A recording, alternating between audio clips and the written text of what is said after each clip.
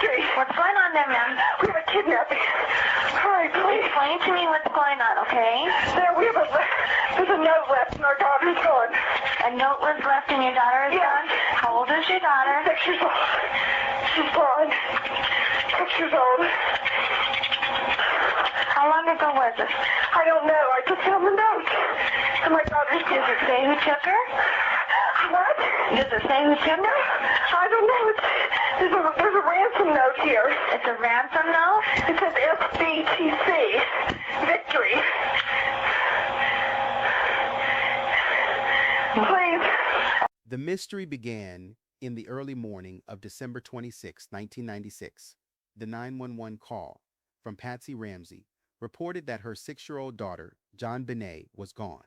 A ransom note had been left, demanding $118,000, but hours later, the investigation shifted when JonBenet's body was found in the basement of the family's home. For nearly 3 decades, 2 competing theories have lingered. Did an intruder break in and take JonBenet's life, or were family members responsible? The forensic evidence has been central to both narratives.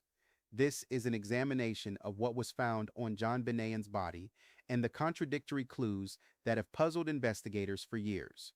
The case of JonBenét Ramsey has become one of America's most enduring mysteries, generating countless theories, documentaries, and investigations. What makes this case particularly compelling is not just the tragedy of a young life lost, but the complex web of evidence that seems to point in multiple directions simultaneously.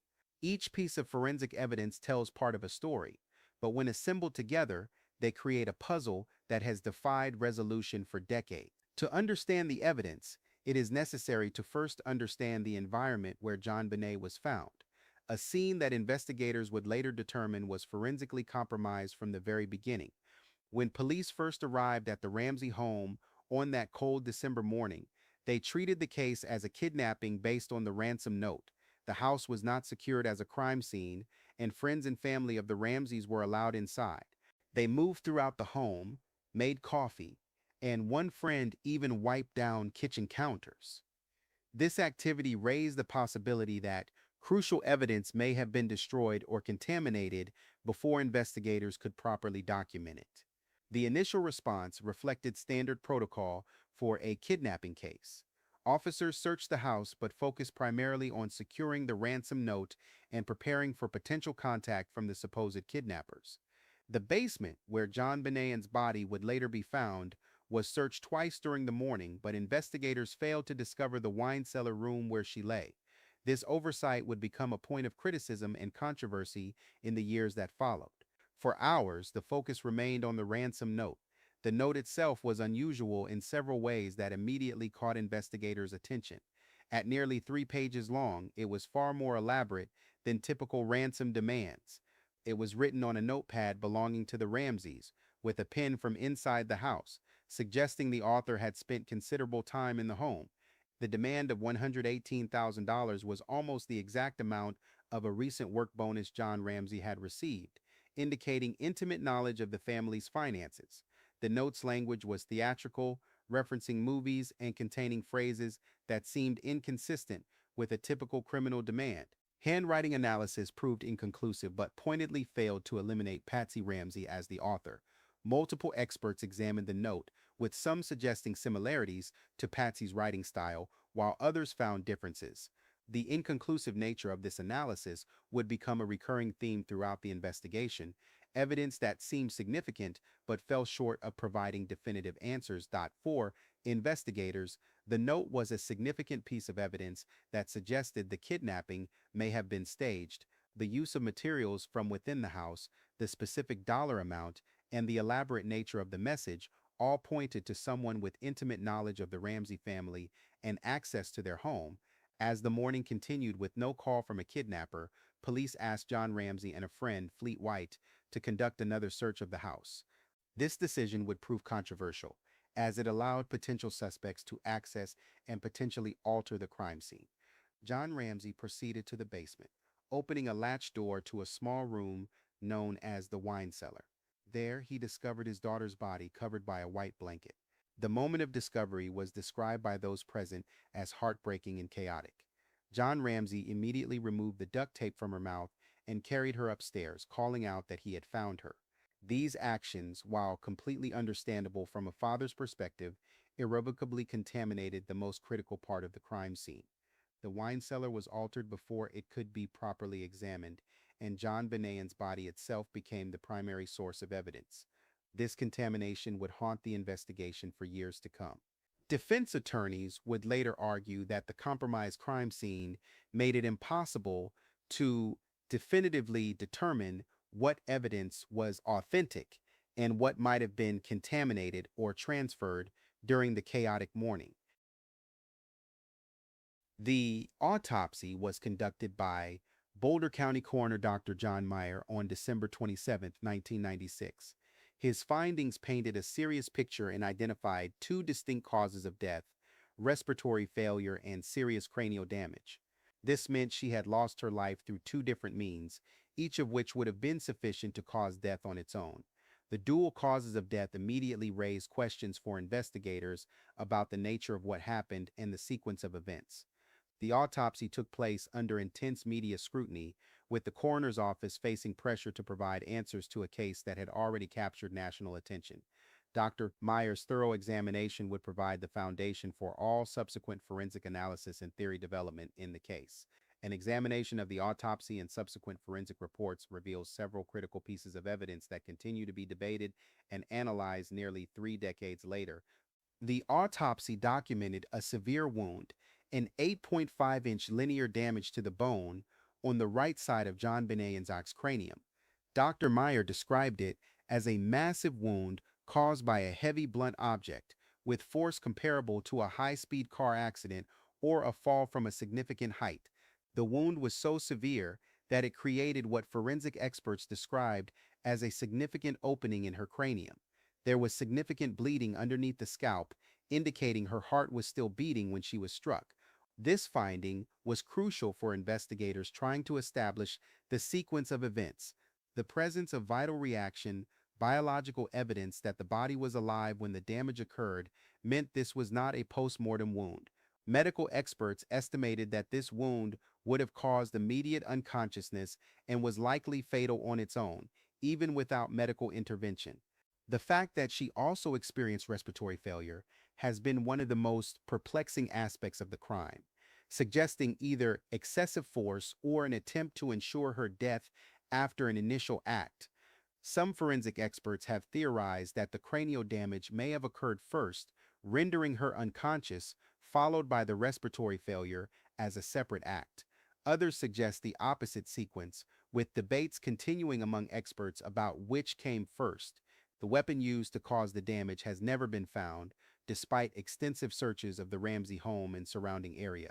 Investigators have theorized about various potential weapons, including a flashlight found in the kitchen, a baseball bat discovered outside the home, and various household objects. However, none have been definitively linked to the wound through forensic analysis. The size and shape of the wound have been analyzed by multiple forensic experts over the years. Some have suggested it was consistent with a cylindrical object, while others point to a flat, heavy implement. The force required to create such damage in a 6-year-old child would have been substantial, leading to questions about whether it was inflicted intentionally or could have resulted from an accident. Found around JonBenet's neck was a homemade garrote, one of the most distinctive and disturbing pieces of evidence in the case. It consisted of a length of white nylon cord, approximately 17 inches long, fashioned into a loop around her neck. The other end of the cord was wrapped around a 4.5-inch wooden stick, used as a handle to tighten the ligature. This construction created a mechanical advantage that would have made it extremely easy to apply lethal force. The coroner noted a deep furrow on her neck, approximately 3/8 of an inch wide, that had been pressed deeply into her skin. Petechiae, burst blood vessels in her eyes and on her skin, are classic signs of respiratory distress and lack of oxygen. The garrote had been tightened to such a degree that it became embedded in her neck tissue.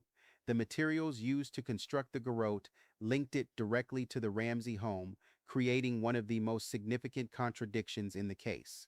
The wooden handle was forensically matched to the broken middle section of a paintbrush belonging to Patsy Ramsey. The other two pieces of the paintbrush were found in her art supply tote in the basement near where JonBenet's body was discovered. The cord was also consistent with a type of white nylon cord found elsewhere in the house. This weapon represents a core contradiction in the case. Its intricate construction suggests premeditation and knowledge of such devices, yet the materials were sourced from within the home, suggesting either an intruder who spent time gathering materials or someone already familiar with the house. The garrote's construction required someone to break the paintbrush, tie specific knots, and create a functioning device, actions that would have taken time and deliberation. For decades, the Ramsey family has pushed for advanced DNA testing on the garrote, believing it holds the key to identifying the perpetrator. The device would have required significant handling during its construction and use, potentially leaving behind genetic material from whoever made it. As of late 2025, it has been reported that the garrote is among dozens of items being retested by the Colorado Bureau of Investigation using the most advanced forensic techniques available. Forensic experts have noted that knots can be a promising source of DNA evidence, as the act of tying them often involves sustained contact and pressure that can deposit skin cells and other genetic material.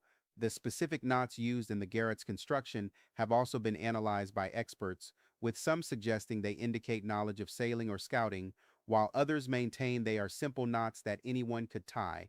When John Ramsey found his daughter, he immediately removed a strip of black duct tape from her mouth.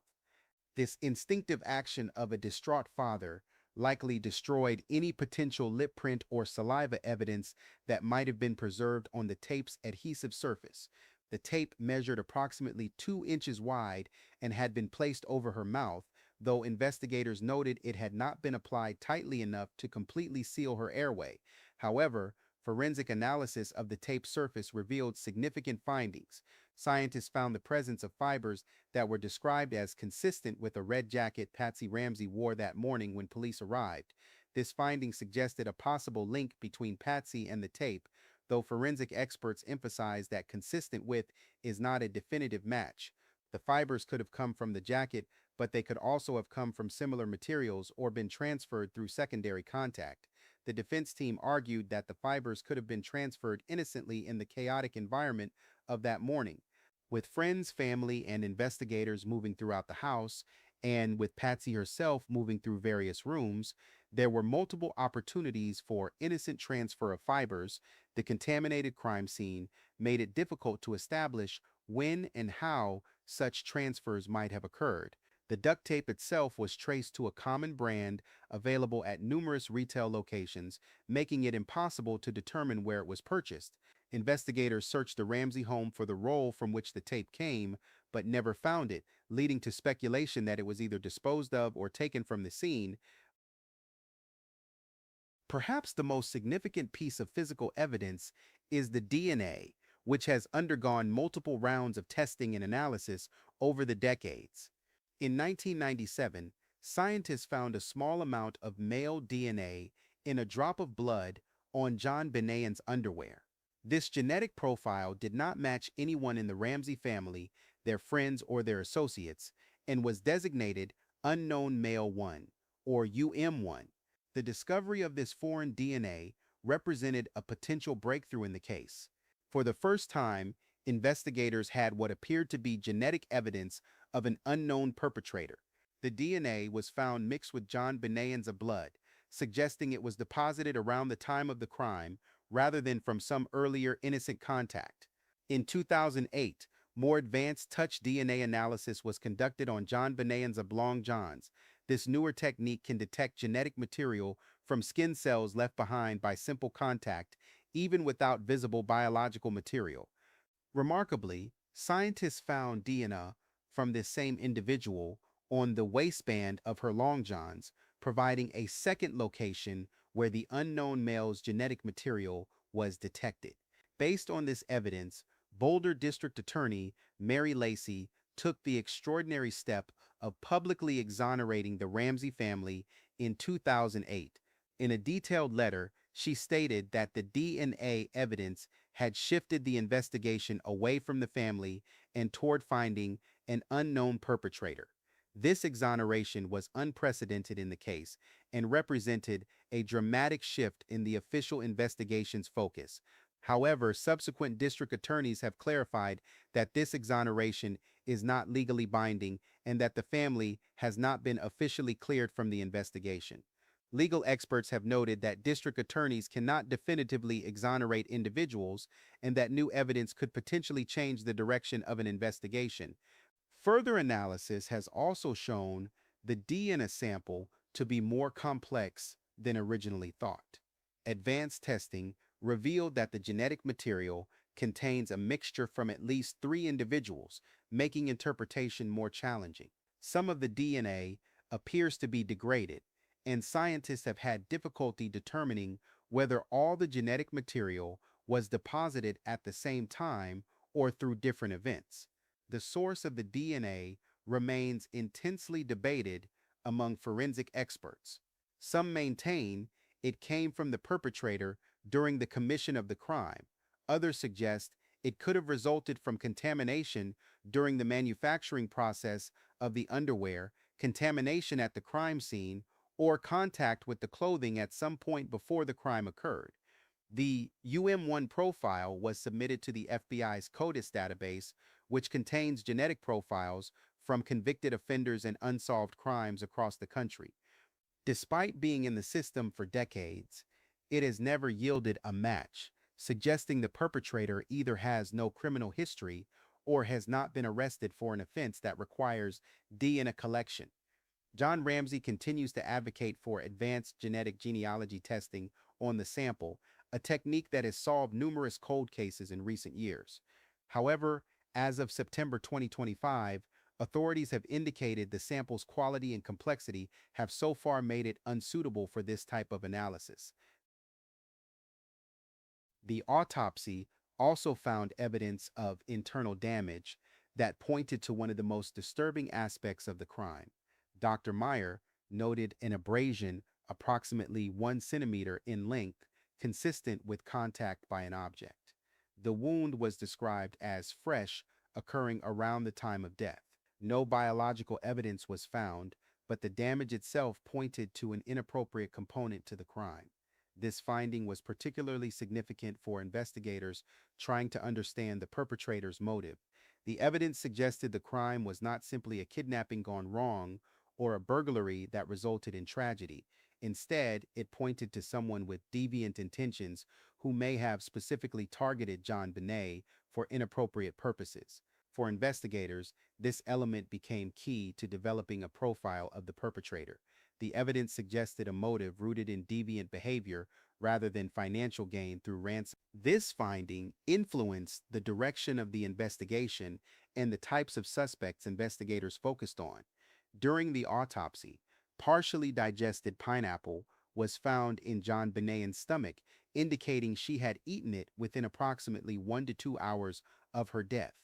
This seemingly simple finding became one of the most significant contradictions in the case, as it directly challenged the timeline provided by her parents. John and Patsy Ramsey consistently maintained that JonBenet had gone to bed shortly after they returned home from a Christmas party at the White family home. They stated that she had fallen asleep in the car and that John had carried her directly to bed without her eating anything.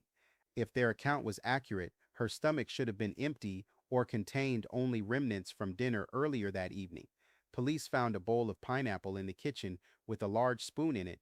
The bowl contained fresh pineapple pieces that appeared to match what was found in JonBenet and I's digestive system. Fingerprint analysis revealed that the bowl and spoon bore the prints of both Patsy Ramsey and JonBenet and I's 9-year-old brother, Burke. Notably absent were JonBenet and I's own fingerprints on either item. This piece of evidence suggests JonBenet was awake and active in the house at a time her parents claimed the family was asleep. It opens a window of time for events that deviate from the official family timeline and raises questions about what happened during those unaccounted hours. Beyond the evidence found on JonBenet's body, several other clues discovered throughout the crime scene have fueled the competing theories about what happened that night. These additional pieces of evidence have been crucial in shaping the ongoing debate about whether an intruder was responsible or if the crime was committed by someone within the household. A broken window in the basement, located in what the family called the train room, appeared to be a possible point of entry for an intruder. A suitcase had been placed beneath the window, potentially serving as a step to reach the opening. John Ramsey explained that he had broken this window earlier that summer when he was locked out of the house and that it had not been repaired. However, several details about this potential entry point raised questions among investigators. A spider web in the corner of the window frame was reportedly intact, suggesting no one had recently passed through the opening. Additionally, no footprints were found in the ground outside the window, despite recent snowfall. The window well was also filled with debris and undisturbed items that would likely have been displaced if someone had climbed through. Inside the wine cellar where JonBenet's body was found, investigators discovered a footprint from a high-tech brand hiking boot impressed in the concrete floor. The print was described as relatively fresh and clear, suggesting it had been made recently. Significantly, no one in the Ramsey family owned high-tech boots, and none of the investigators who had been in the basement wore that brand. This evidence pointed to the presence of an unknown individual in the location where JonBenet was found. A palm print found on the wine cellar door has also never been identified. The print was discovered on the outside of the door in a location where someone might naturally place their hand when opening or closing it.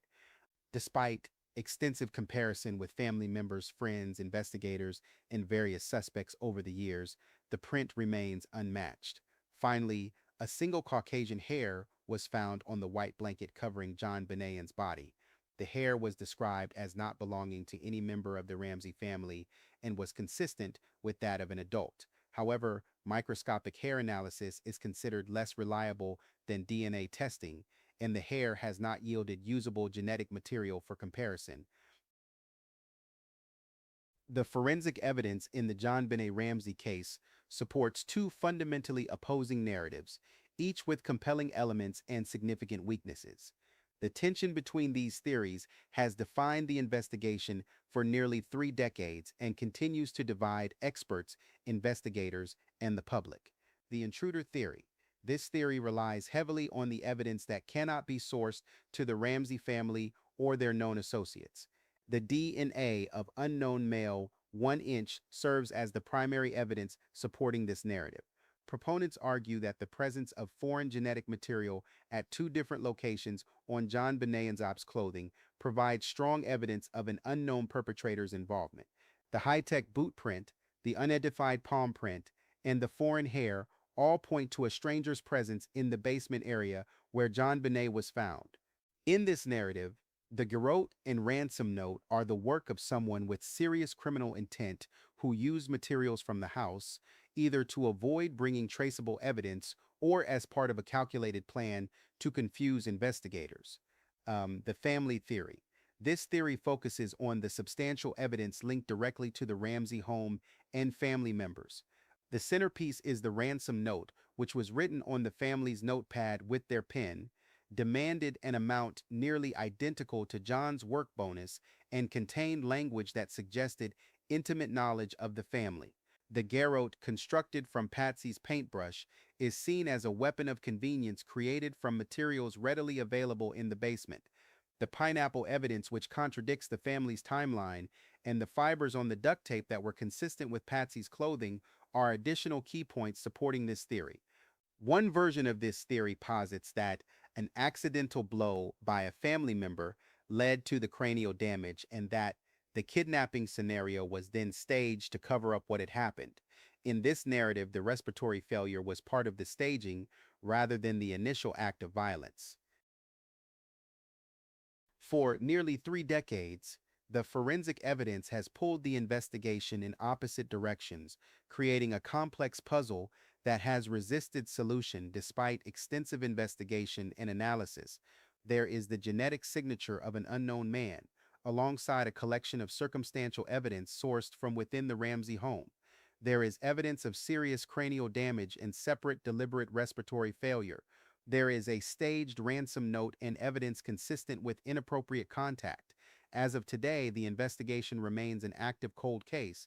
The Boulder Police Department and its partners have renewed efforts in recent years, retesting dozens of items with modern technology and exploring new investigative approaches. Advanced DNA testing techniques continue to evolve, offering hope that future developments might provide the breakthrough that has so far remained elusive. The hope remains that forensic science will one day provide a definitive answer to the questions that have lingered for decades. Until then, the case remains one of America's great unsolved mysteries, defined by the contradictory and heartbreaking story told by the clues left behind. If you are interested in deep dives into complex cases like this one, cases that challenge our assumptions and force us to grapple with uncomfortable possibilities, consider subscribing to the channel. We don't just tell stories here. We dig into the evidence, we examine the inconsistencies, and we ask the hard questions that others might shy away from. Thank you for watching, and thank you for being part of this ongoing search for answers